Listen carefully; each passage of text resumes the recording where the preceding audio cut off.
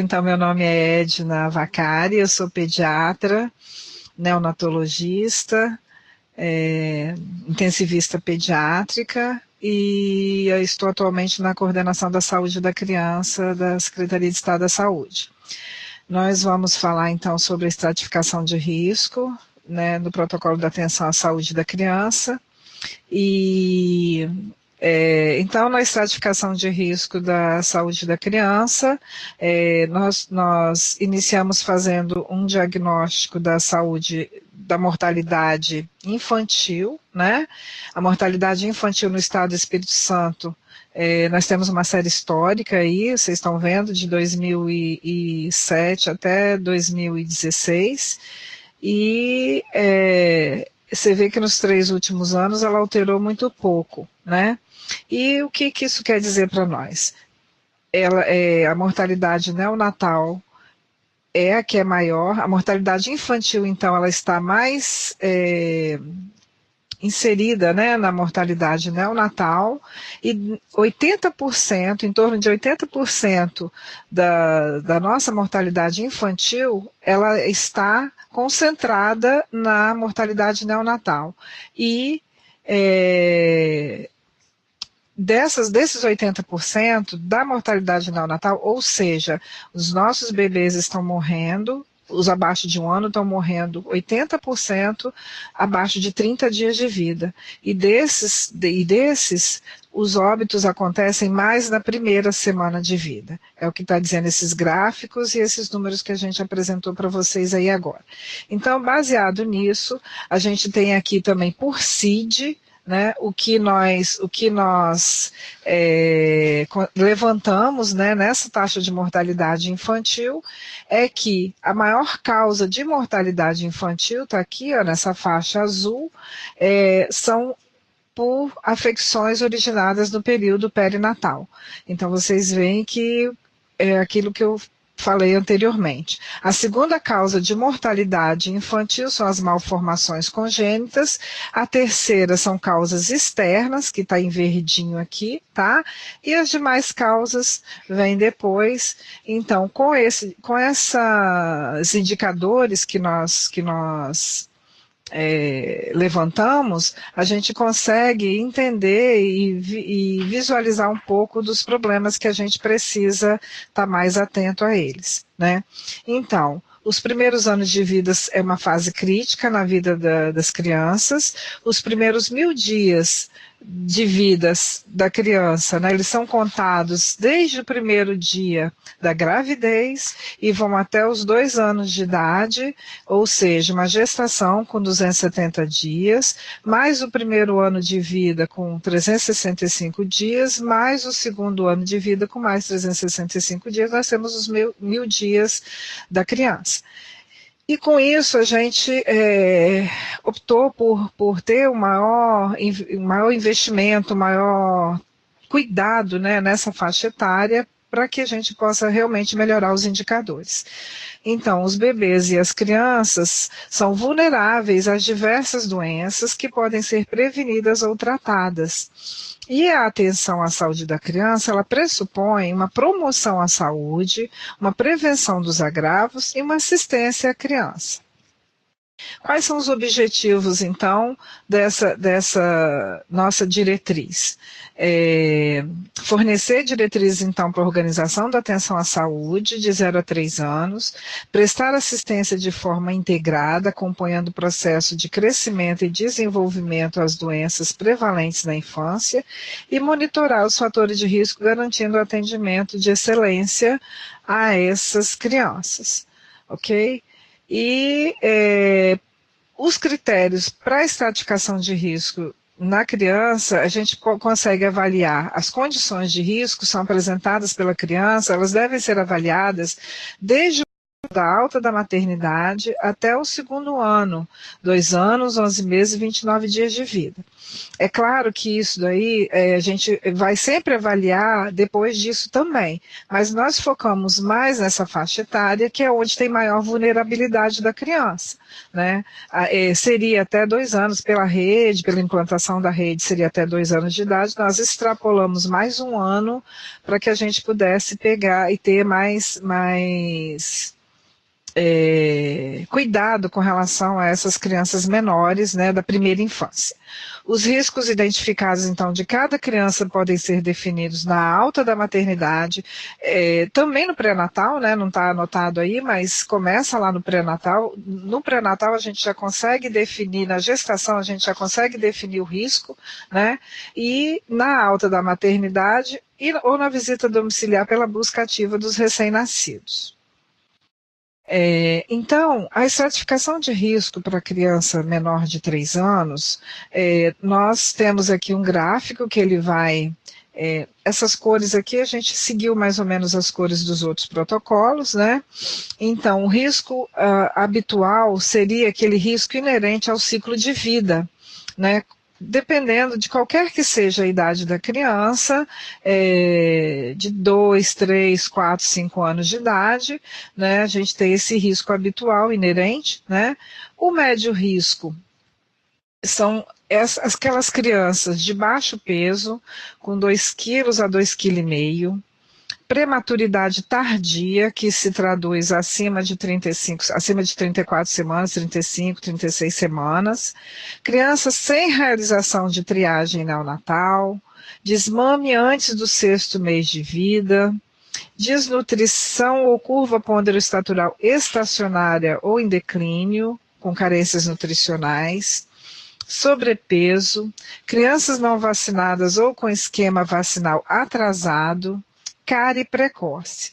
E dentre os fatores sociofamiliares, nós temos aí as mães adolescentes, que são aquelas menores de 18 anos, a mãe analfabeta, que tem menos de 4 anos de estudo, a mãe sem suporte familiar, o chefe de família sem fonte de renda, mãe com menos de 4 consultas de pré-natal, mãe com antecedente de um filho nascido morto, mãe com história de exantema durante a gestação, óbito de irmão menor de 5 anos por causas evitáveis, gravidez ou crianças manifestada indesejada, depressão pós-parto, um dos pais com transtorno mental severo, deficiência ou doença neurológica, pais com dependência de álcool ou outras drogas, mãe ausente por doenças, abandono ou óbito, indício de violência doméstica e cuidador não habilitado.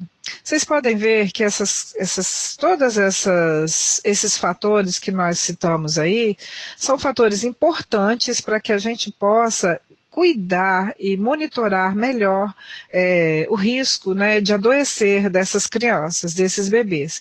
E são médio risco. Lá na frente nós vamos falar como a gente deve conduzir nesses casos, tá? E quais seriam as crianças, quais seriam os fatores para crianças de alto risco?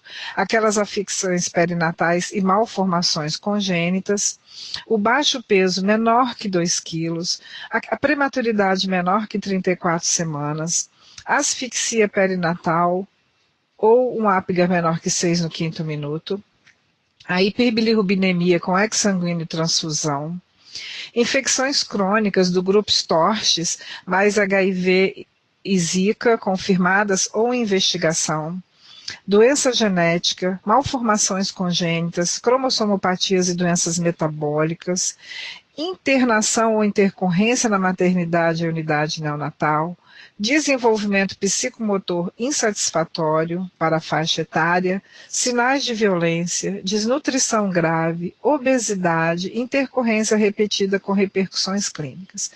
Nós podemos ver aqui que nesses fatores de alto risco, tudo isso a gente já tem isso no relatório de alta da criança da maternidade ou anotado na caderneta de saúde da criança.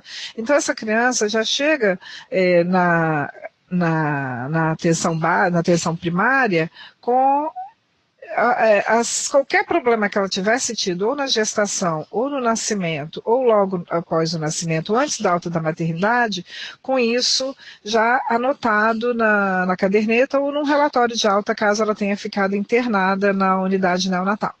E critérios para gestão de caso seria aquele bebê menor que 1,5 kg ou menor que 32 semanas de idade gestacional, malformação congênita, cromossomopatia e doenças metabólicas, com repercussão clínica com 2 ou mais internações. Então, para ser considerado médio risco, como foi dito anteriormente lá naqueles itens no slide anterior, e alto risco, basta que a criança apresente um fator de classificação do referido nível. Não precisa ter 2 ou mais, ou tem que ter esse ou aquele, não. Um desses fatores já define o risco da criança. É claro que se tiver fatores, tem crianças que têm fatores de alto risco e de médio risco, aí você vai considerar aquela que é de maior gravidade. Então, em caso de fatores de um nível de gravidade, prevalecerá então a classificação pelo fator de maior gravidade. E como que seria o nosso fluxograma geral de atendimento? O pré-natal adequado, a gente entende que é o ideal para que esses riscos diminuam no bebê, em concordância com as diretrizes de acompanhamento da gestante, com a identificação de risco da gestante e do bebê, vinculação na maternidade com referência de acordo com o risco da mãe e do bebê. Então, se é aquele bebê que a mãe tem uma gestação de alto risco, ela vai ser direcionada, então, vinculada a uma maternidade de alto risco e, se não tiver, ela vai para o de risco habitual. Nesse fluxograma, então, na maternidade, a gente já começa trabalhando com estabelecimento de vínculo entre a mãe e o bebê, com acolhimento, uma postura ética, escuta atenta, observação criteriosa, uma visão integral da mãe e do neném. Estabelecimento, então, do vínculo para superar as possíveis barreiras de desarticulação existente entre esses diversos níveis de atenção. No primeiro atendimento ao recém-nascido, lá na sala de parto, então, seria o profissional capacitado em reanimação neonatal. Nós sabemos que se o profissional for capacitado para atender aquele bebê, a gente diminui em 10% o risco de morte desses bebês. Então, nós temos que ficar atentos a isso, que o profissional ele precisa estar habilitado a receber esse bebê adequadamente, E ainda na maternidade, a realização das triagens neonatais, no caso da maternidade seria os testes do coraçãozinho, do olhinho, da orelhinha, realizar a vacinação da BCG e da hepatite B, que deveria ser feita ainda antes da alta, no primeiro dia de vida, e o preenchimento da caderneta da criança, que é obrigatório que a criança saia com a caderneta preenchida da maternidade, tá?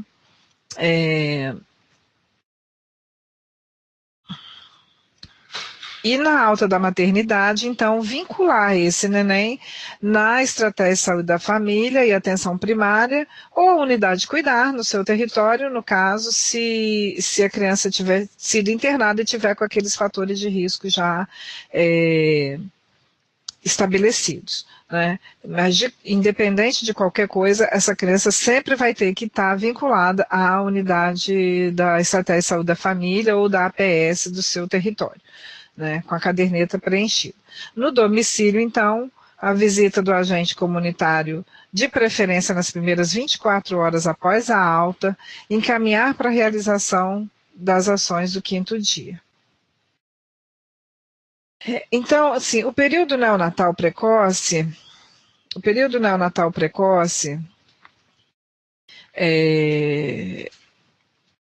ele é um período especial e de grande vulnerabilidade, Então, a gente precisa de estratégias que fortaleçam a atenção primária, com a identificação e enfrentamento dos principais problemas e condutas preventivas. Até o 5º dia de vida, as equipes de atenção primária, então, avaliam as condições de criança e da mãe, e realizam essas ações. Mais à frente eu vou falar essas ações mais importantes, né, do 5º dia. Apoio, então, às dificuldades apresentadas pela mãe, com orientação sobre planejamento familiar, vinculação das consultas de acompanhamento para a criança e essa identificação do risco, né, se é adquirido ou associado para melhor vigilância em saúde. Então, dessas crianças de risco habitual e de médio ou moderado risco, é a maior parte das nossas crianças. Então, a maior parte dos nossos bebês, em torno de 75%, são crianças que não precisam de um atendimento especializado. A de risco habitual, elas todas são encaminhadas para a atenção primária à saúde no seu território. As de médio risco ou moderado, elas precisam de um acompanhamento com maior concentração de cuidado profissional e, eventualmente, elas terão uma interconsulta lá na Rede Cuidar, né? Mas é uma criança que precisa de uma vigilância maior na atenção primária. E as de alto risco, então, elas vão ser encaminhadas para um ambulatório especializado, no nosso caso, na Rede Cuidar, e também vão continuar vinculadas na atenção primária à saúde. A nossa principal meta, então, é não perder a oportunidade de atuação, de prevenção, de promoção de assistência, adquirindo vínculos e responsabilidade no cuidar. Então, isso tudo que eu falei aí, tem esse fluxograma que foi construído, onde o neném recebe alta da maternidade, ou ele muda para uma outra área de abrangência. Com isso, a maternidade faz a vinculação dele, né, do bebê, à atenção primária à saúde do território, e tem a visita domiciliar do agente comunitário de saúde.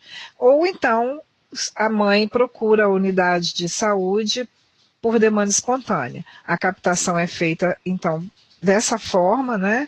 E será programada, então, as ações do 5º dia, ocorrendo também, se não já tiver sido feita a identificação das situações de risco. Se for de risco habitual, como a gente já falou lá, o acompanhamento da criança pela equipe da APS. Se for de médio risco ou de alto risco, de médio risco ela vai para a APS, ela pode precisar de uma interconsulta na rede de especialidade, tá?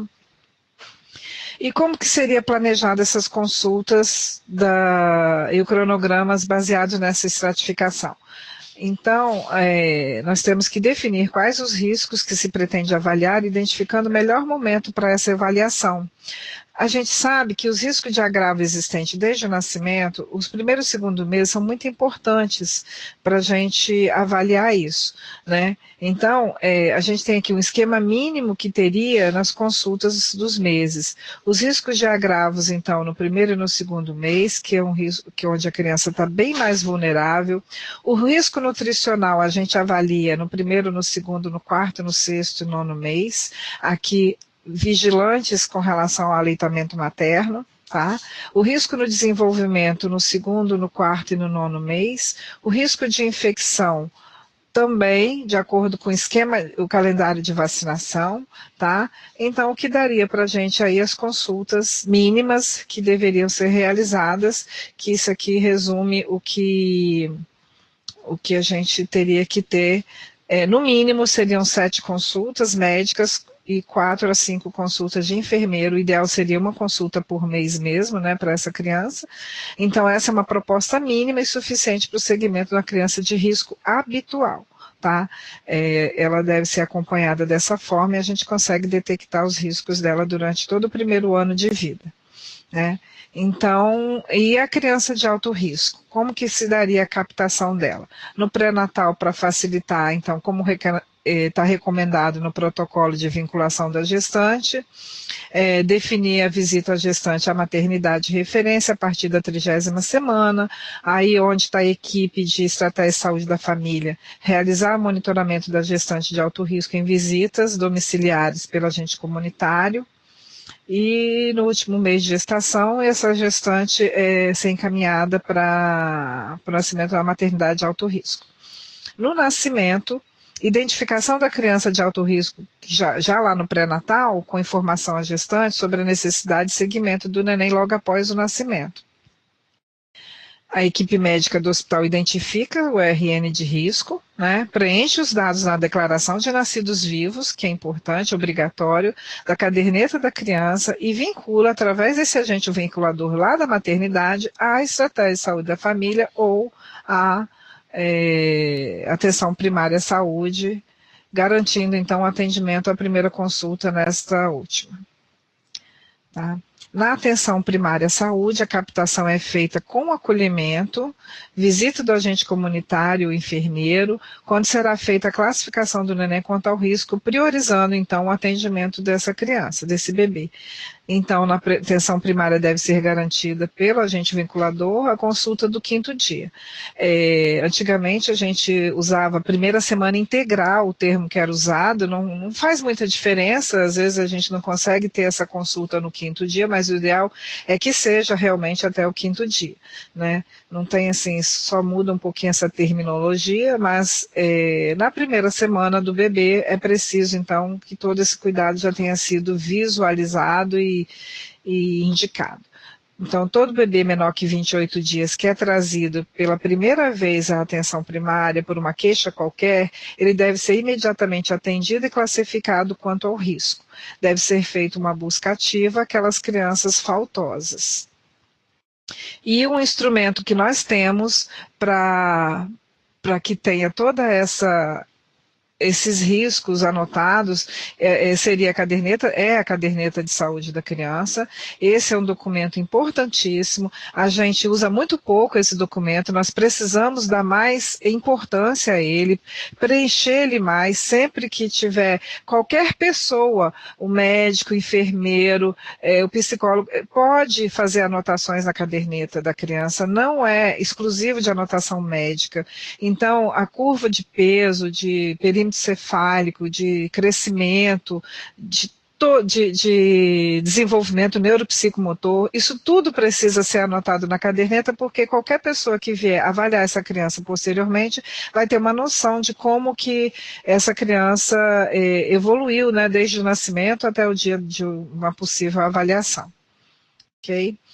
Isso aqui é rápido, a gente não precisa ficar mas assim, com relação à curva, que é importante, cada página que tem nessa caderneta, a gente precisa saber que ela tem uma importância ali. Então, nesse caso, nós pegamos esse exemplo aqui de peso por idade, e aí a gente vê que nessa curva verdinha aqui, é a curva que representa a mediana, onde as crianças apresentam a evolução de peso. Uma criança que estiver muito abaixo dessa curva ou muito acima, a gente tem que observar melhor o risco dessa criança, ou de desnutrição, ou de sobrepeso e obesidade.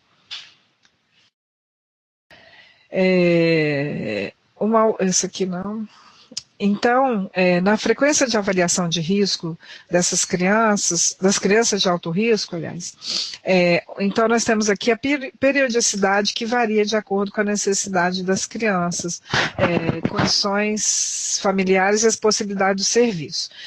Aqui é diferente daquela tabela que eu mostrei anteriormente. Aquela primeira tabela é de crianças de risco, uma criança que nasceu e que teoricamente estaria bem e que vai para uma consulta de rotina, tá?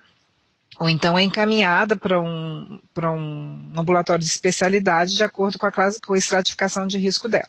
Nesse caso aqui, é daquelas crianças de alto risco, já que a gente já tem, foram crianças que ficaram internadas numa unidade neonatal. Tanto é que isso aqui foi tirado de uma manual de segmento de um ambulatório do prematuro de risco, da Sociedade de Pediatria. Então, são crianças que precisam ser avaliadas 7 a 10 dias após a alta. Essa alta aqui não é aquela alta do neném que acabou de nascer e que teve alta no do segundo para o terceiro dia de vida, não.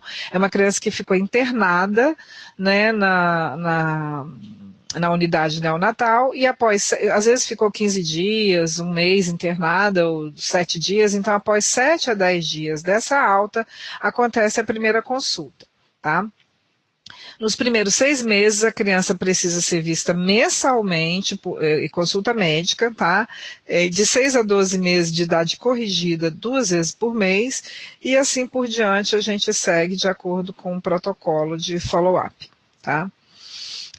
Aqui nós temos as atribuições dos profissionais de saúde no acompanhamento da criança, né, onde a captação para o acompanhamento da criança deve ser feita por toda a equipe de saúde, com ênfase no agente comunitário, verificação das condições gerais da mãe e da criança no domicílio também por toda a equipe, com ênfase no agente comunitário, verificação da presença de sua situação de risco, toda a equipe de saúde precisa avaliar isso, fornecer e preencher a caderneta na maternidade, tá? Às vezes a criança sai sem a caderneta da criança da maternidade, então o profissional do município precisa verificar o que aconteceu na maternidade, saber por que não foi entregue a caderneta e aí dar o segmento adequado para essa criança.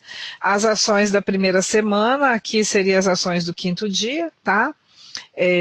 Que pode ser feito por auxiliar de enfermagem, mas pelos técnicos, com ênfase em todas aquelas ações que nós vamos falar daqui ali na frente sobre isso. A verificação da caderneta da criança, toda a equipe de saúde, verificar um entendimento e adesão às orientações também da família, né, sobre essa caderneta, orientar sobre o aleitamento materno, sobre os cuidados de higiene e buscar aqueles faltosos, então a ênfase é no agente comunitário, tá? Fazer agendamento das consultas para essa criança, toda a equipe da PS, a realização do atendimento individual por médico e por enfermeiro, a visita domiciliar por toda a equipe de saúde, a avaliação do crescimento e desenvolvimento e estimulação psicomotora física adequada, essa avaliação também orientação pelos médicos e enfermeiros. Orientar alimentação, vacinação, prevenção de acidente, uso correto de medicamentos prescritos, a responsabilidade de toda a equipe de saúde, e indicar vacinas em atraso, solicitar exames complementares, prescrever medicamentos, registrar exames de laboratório diagnóstico e condutas, responsabilidade do médico. Encaminhar para o pediatra, para o especialista, né, na unidade cuidar, encaminhar para o serviço de urgência também, no caso de necessidade, desenvolvimento de atividades de educação e saúde, com participação dos pais, toda a equipe de saúde deve estar envolvida com isso, né? A avaliação da criança vítima de violência pelo médico e pelo enfermeiro, realizar ações educativas em saúde bucal, pela equipe de saúde bucal, e atendimento odontológico pelo cirurgião dentista. Então, a gente acaba repetindo algumas partes pela importância que é com relação aos cuidados e acompanhamento da criança e estratificação de risco dela. Então, a avaliação da declaração de nascidos vivos é muito importante, né? Uma visita domiciliar nas primeiras 24 horas após a alta, verificação das condições gerais da criança, isso tudo eu já falei ali atrás, estimulação para o aleitamento materno, avaliação e orientação sobre higiene, encaminhamentos para as ações do 5º dia. Então, na captação, já se observa tudo isso. E quais são as ações do 5º dia? O preenchimento da caderneta da criança já começa lá na maternidade, mas ali naquele dia, o profissional que estiver avaliando essa criança, o enfermeiro ou o médico, ele já coloca aí o peso da criança e já vai vendo situações de aleitamento materno, verificação do estado geral, se tem presença de sinais de risco, né, sinais de perigo nessa criança.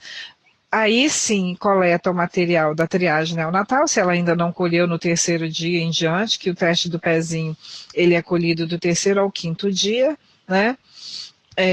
Se não foi colhido ainda, já organiza para colher. A aplicação da primeira dose BCG hepatite B, eu já falei lá, é na maternidade. Se não for feita na maternidade, essa criança precisa tomar essas vacinas no 1º dia de vida, principalmente a hepatite B. Tá? Orientação sobre o aleitamento materno, cuidados com coto umbilical, cuidados de higiene, a verificação de icterícia, garantir a primeira consulta, garantir a consulta do pós-parto para a mãe, isso tudo são ações do 5º dia.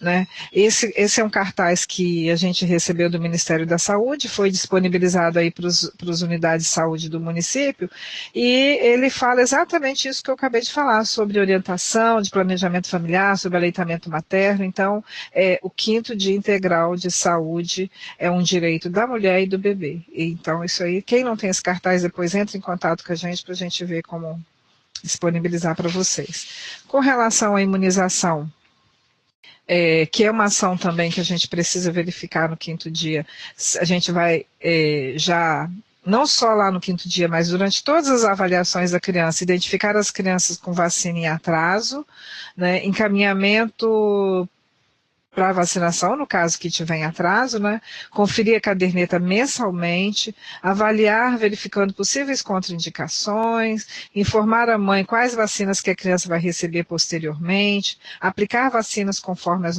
normas técnicas, observar os efeitos adversos das vacinas, notificar os efeitos colaterais mais graves. Eu vou falando assim cada uma dessas ações, porque elas são muito importantes, essas ações do 5º dia, que isso já minimiza um pouco de riscos que essa criança possa ter, né, no decorrer do primeiro mês de vida dela. Sensibilizar, o aleitamento materno, então, que é uma outra ação importantíssima, é importante a sensibilização e incentivar a gestante para a amamentação desde o pré-natal, né?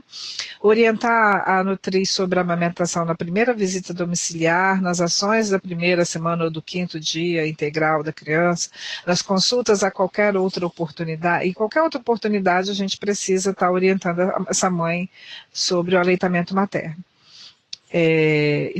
Sempre orientar exclusivo até o 6º mês de vida, e a orientação da introdução dos novos alimentos, sempre conforme a orientação da estratégia Amamenta e Alimenta Brasil, que são estratégias da vigilância nutricional e alimentar, que ensina como introduzir o alimento após o 6º mês para o lactente, tá? E o acompanhamento. De novo, captar a criança até o 5º dia, vamos sempre estar repetindo isso, identificar os fatores de risco desde a primeira consulta, monitorar as crianças de risco, realizar visitas domiciliares, verificar a caderneta, avaliar o crescimento e desenvolvimento, avaliar as dietas, solicitar os exames que forem necessários nesse acompanhamento. Tratar as doenças prevalentes, garantir os medicamentos básicos, verificar o uso correto, porque muitas vezes a gente já teve várias queixas, né, de a criança não vai bem após um tratamento. Um exemplo que a gente pode dar é que às vezes tem uma medicação que precisa diluir, um pozinho que tem que diluir com diluente, e a mãe acaba dando só o líquido e não dá o pozinho, a criança não melhora, e depois você descobre que foi isso. Então isso parece bobagem, mas é uma coisa que tem que ser sempre verificada. Verificar a compreensão e adesão às orientações, realizar sempre atendimento odontológico, isso não pode ser esquecido. Existem várias doenças, até mesmo cardiopatias, que vêm de um tratamento odontológico que não foi realizado, e a criança pode ter algum problema muito sério, se for uma coisa muito... uma falta da higiene do tratamento odontológico. Abordar adequadamente a criança vítima de violência, buscar os faltosos, realizar as atividades educativas, registrar os achados do exame diagnóstico e condutas no prontuário. Isso é muito importante para que sempre quem venha a avaliar essa criança posteriormente consiga ter o segmento dela adequado, né? E no atendimento em saúde bucal, realizar as ações de educação em saúde bucal, realizar o atendimento clínico odontológico, diagnosticar e tratar as doenças e intercorrências, encaminhar a criança para o serviço de referência quando necessário, orientar sobre alimentação e higiene, e sempre realizar os registros necessários. No atendimento da criança com desnutrição, então, as ações educativas sempre, tá? A gente nunca pode deixar de fazer essas ações, aferir o peso e estatura, né, quando elas são atendidas, orientar sobre a adequação da dieta, sobre a prevenção e controle nos processos infecciosos. Do atendimento da criança com diarreia, a mesma coisa. Além disso, fazer orientação sobre a questão do soro, de reidratação oral, a oferta no domicílio, identificar no acolhimento essas crianças com diarreia ou desidratação, para saber a possibilidade da causa dessa diarreia, né? E orientar sempre sobre alimentação, preparo e oferta do soro, em caso de avaliação dos sinais de desidratação com evolução da diarreia e sinais de piora. Então, é importante que essa criança retorne ao serviço de saúde periodicamente, porque a gente não pode perder a chance de verificar uma desidratação grave e até mesmo o risco de internação. Parasitose intestinal também é uma criança que precisa ser avaliada, com relação à suspeita de parasitose, né? A gente precisa estar atento às situações de urgência com relação a isso, né? Realizar o tratamento adequadamente e sempre orientar com relação à higiene alimentar, corporal e destino adequado das fezes. Com doença respiratória, levantamento de informações sobre problemas locais, sobre os problemas respiratórios na população e situação de moradia do paciente, acolhimento e reconhecimento do paciente com tosse ou dificuldade respiratória, reconhecimento de sinais e sintomas de alerta ou situações de risco, atendimento e tratamento da criança com afecção respiratória e atividade de educação e prevenção dos agravos também é muito importante. A criança com anemia, sempre avaliar a criança com esses fatores de risco, né, que possam sugerir anemia, realizar exames necessários, aquela confirmação diagnóstica, o tratamento adequado, orientação sobre alimentação, estimular sempre o aleitamento materno e realizar a profilaxia medicamentosa para os casos indicados. Aqui, quando a gente fala realizar o tratamento adequadamente,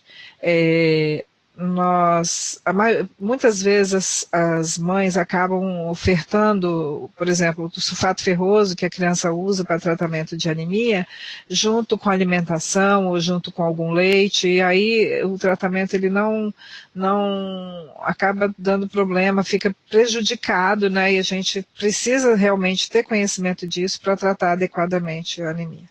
Tá? Com relação à triagem neonatal positiva, né?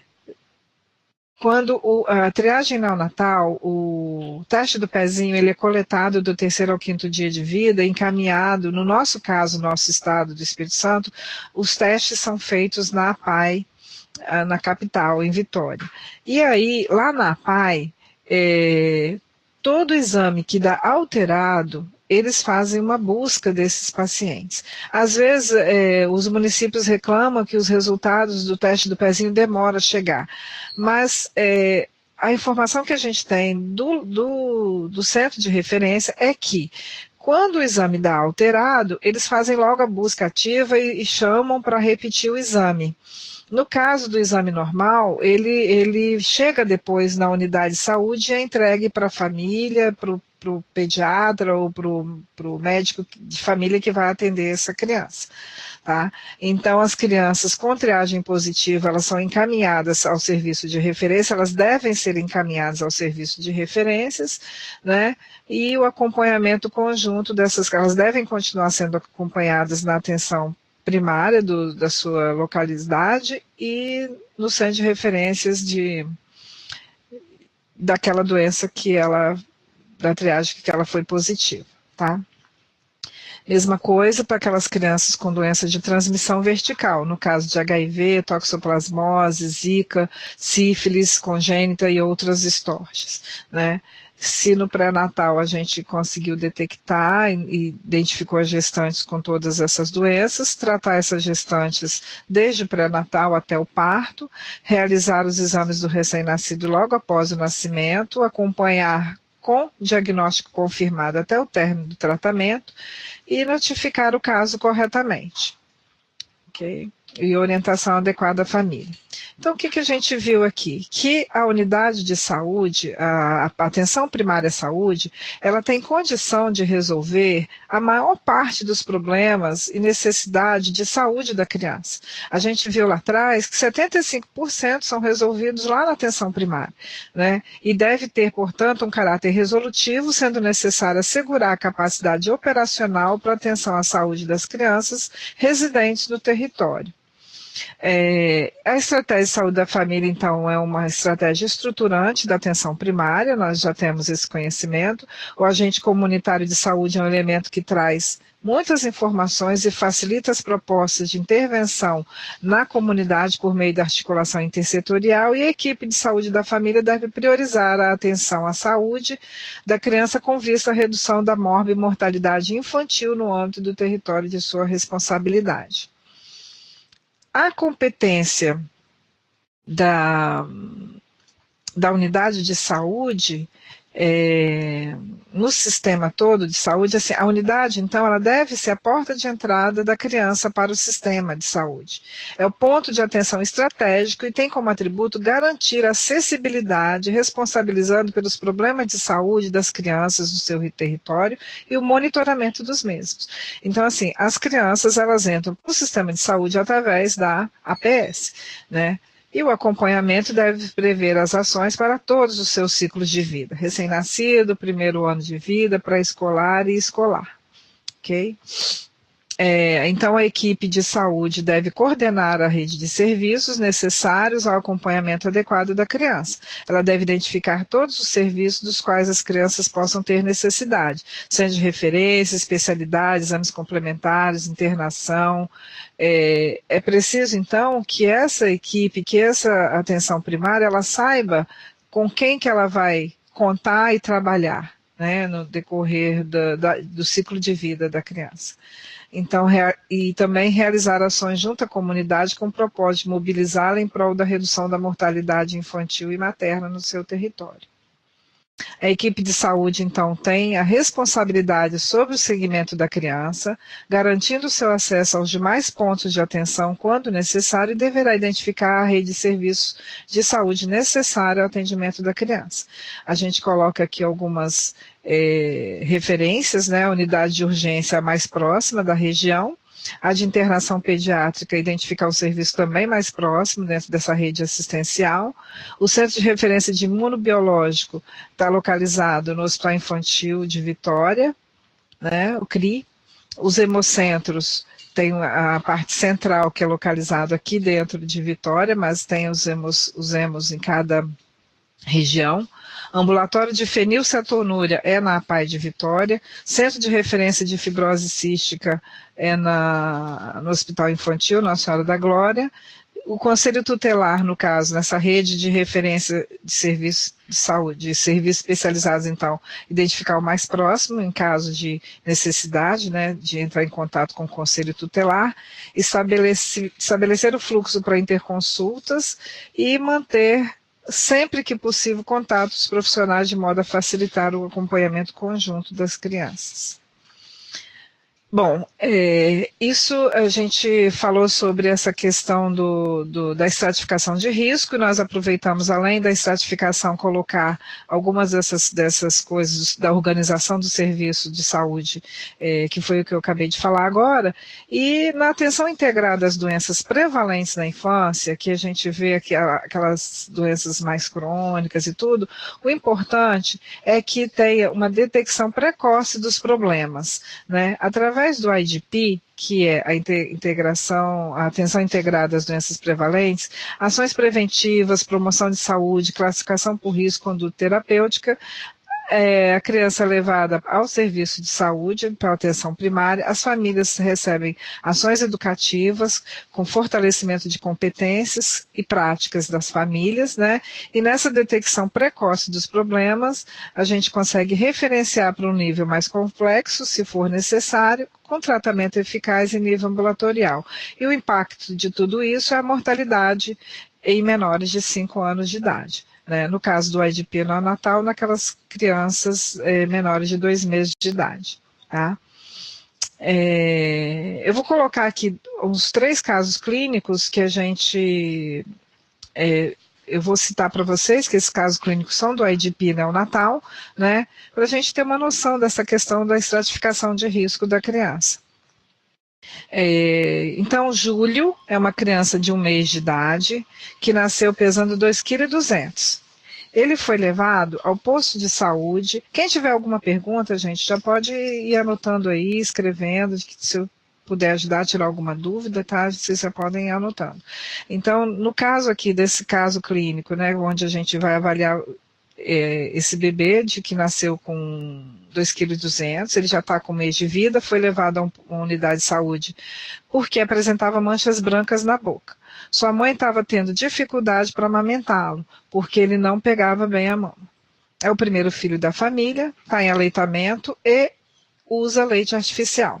Ao examinar Júlio, nota-se que ele está distrófico, não suga bem, porém seu choro é forte, pesa 2,50 kg. Quais são os problemas do Júlio? Então, no caso dele, aí, né, só nessa pequena avaliação que a gente fez, nós vimos que manchas brancas na boca, né, em aleitamento e usa leite artificial, distrófico, 1 mês de vida, nasceu com 2,2 kg, só está com 2,50 kg. Então, é um problema de nutrição ou de alimentação. A gente não sabe dizer ainda como é que é esse grau, né, de desnutrição ou não. E uma infecção localizada, provavelmente ele tem uma monilíase oral, né, manchas brancas na boca. Essa criança é uma criança que pode ser muito bem cuidada na atenção primária à saúde. Ela não precisa ser encaminhada para nenhuma unidade, né? Ela pode ser vista ali, cuidar dessa parte alimentar. Uma criança de 1 mês de vida, já com leite artificial, o que está acontecendo? Por que essa mãe não está fazendo aleitamento exclusivo? Né? Essa perda de peso é por causa de quê? Então é importante a gente investigar essa criança, mas ela não é uma criança, se bem que pelo peso você já pode avaliar a necessidade dela ter uma interconsulta na rede Cuidar, tá? No caso nesse segundo caso aqui, tá? Fernanda tem 28 dias de vida, ainda ela está no final do período neonatal, a mãe tem 15 anos, fez uso de drogas na gestação. Um bebê que nasceu a termo, mas pesou 2,3 kg.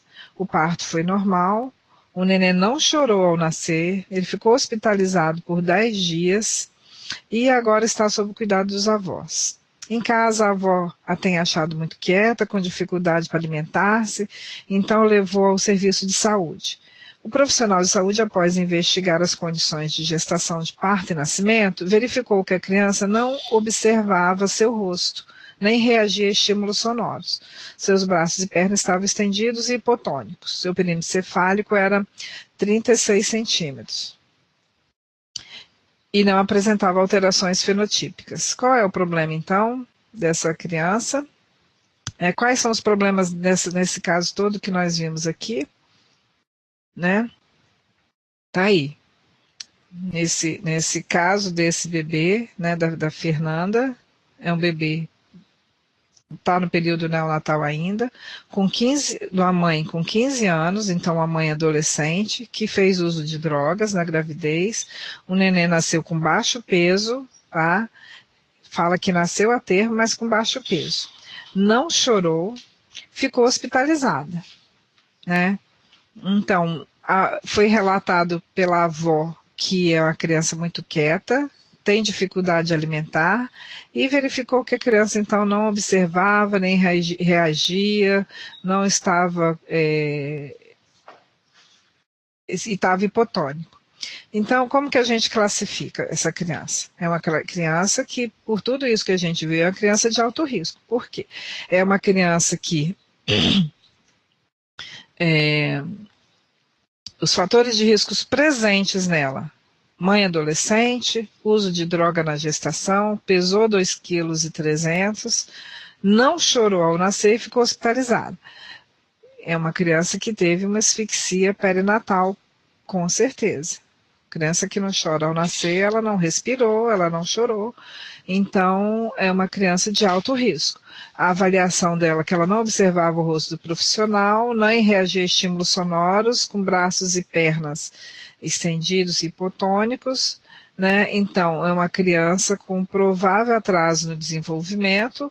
Por tudo isso, dos fatores de nascimento, é uma criança que precisa ser referenciada para uma avaliação neuropsicomotora, e aí a gente deveria encaminhá-la para o ambulatório de follow-up, ambulatório de segmento na Rede Cuidar. Ok? E um último caso que a gente tem aqui é de Júlia, que tem 20 dias, que compareceu na unidade de saúde para realizar o teste do pezinho. O trabalhador de saúde perguntou à mãe como foi a gestação, o parto e o nascimento. A mãe de Júlia responde que teve um quadro febril no 3º mês de gravidez, seguido de erupção avermelhada pelo corpo.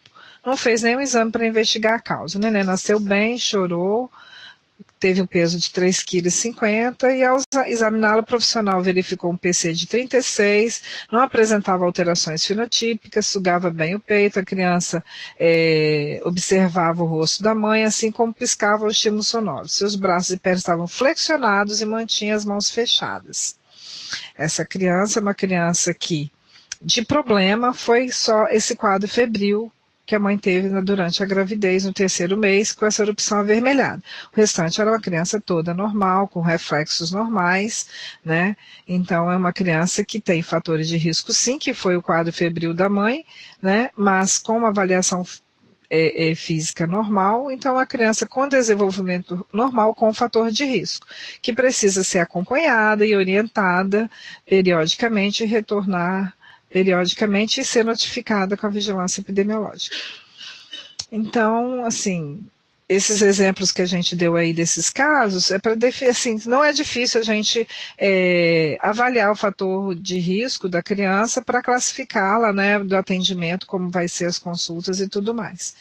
Era isso que eu tinha para dizer para vocês, eu agradeço a atenção e estou à disposição para